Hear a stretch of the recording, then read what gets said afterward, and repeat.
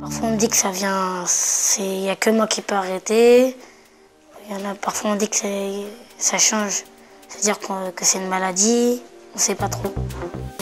Au sommaire de ce magazine, tout ce qu'il faut savoir sur l'énurésie et comment en guérir. En effet, des solutions existent. Nous verrons aussi comment les enfants vivent avec cette affection. Nous partagerons le ressenti des parents sur cette pathologie qui touche 6% des enfants de 6 à 10 ans et 3% des préados. Enfin, un pédiatre répondra sans tabou à des questions d'enfants pour des nuits plus tranquilles.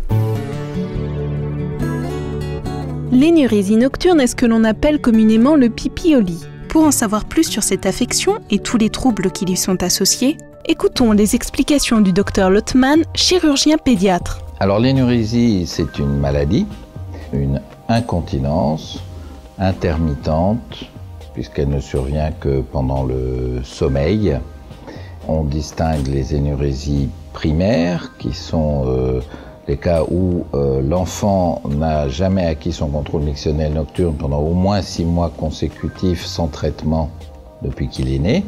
Et 40% des énurésies nocturnes sont dites sévères dans la mesure où il y a au moins 3 accidents par semaine.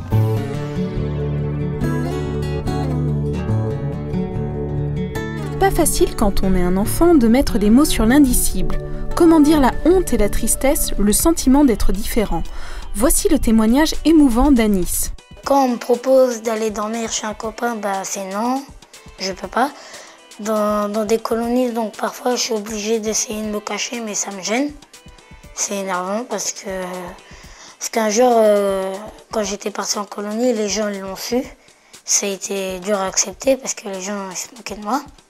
Quand moi, par exemple, je veux aller dormir chez un ami, ma mère elle me dit non, tu peux pas, tu sais très bien que tu as ton problème, tout ça.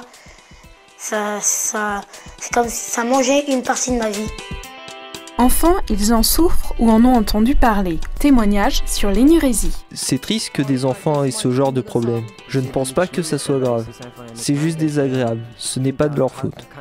J'aimerais bien ne pas faire pipi au lit. Je fais avec. Si c'est mon meilleur ami, j'essaierai de le rassurer.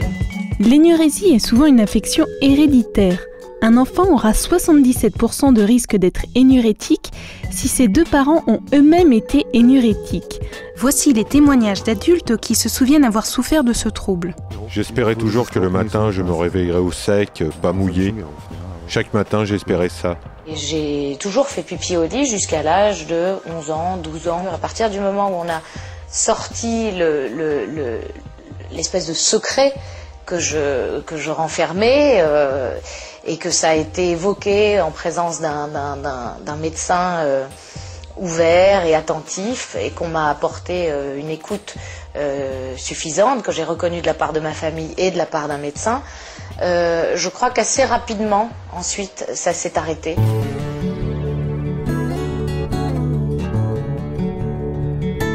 Quelles questions les enfants se posent-ils eux-mêmes sur l'énurésie? Tout de suite, le pédiatre Christophe Philippe leur répond sans tabou. Bonjour docteur, j'ai 8 ans et je voudrais savoir pourquoi je fais encore pipi au lit à mon âge. Alors tu as raison de poser la question effectivement de ton âge, puisque à 8 ans, normalement, les enfants ne font plus pipi au lit. Mais sache une chose, que tu n'es absolument pas le seul, et c'est vrai qu'à ton âge, il y a encore à peu près un enfant sur 10 qui a le même problème, ce qui fait que dans ta classe, par exemple, tu dois être en CE2 ou CM1, il y a environ 3 ou 4 enfants comme toi qui font pipi au lit. Docteur, j'ai peur que mes copains se moquent de moi s'ils découvrent que j'ai fait pipi au lit. Moi, je pose la question aux enfants, c'est pourquoi tu penses qu'on va se moquer de toi? Est-ce que tu penses que tu es un bébé parce que tu fais pipi, etc. Tu fais pipi au lit. Et les enfants souvent répondent non. Donc je leur dis, si tu es persuadé que tu n'es pas moins bien que les autres, ça va te donner une meilleure estime de toi. Et la meilleure estime de toi, de toute façon, ça va t'aider à arrêter de faire pipi au lit.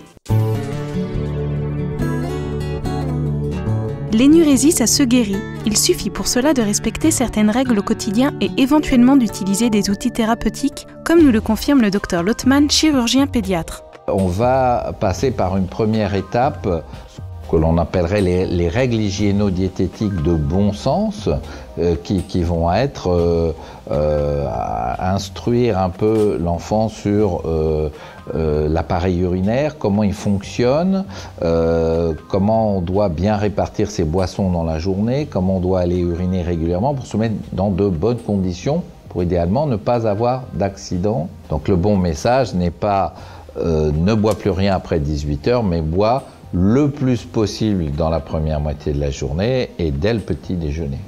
Et puis si les enfants se prêtent, avec leur entourage bien sûr pour les plus petits, à cette première étape, dans un certain nombre de cas on les guérit.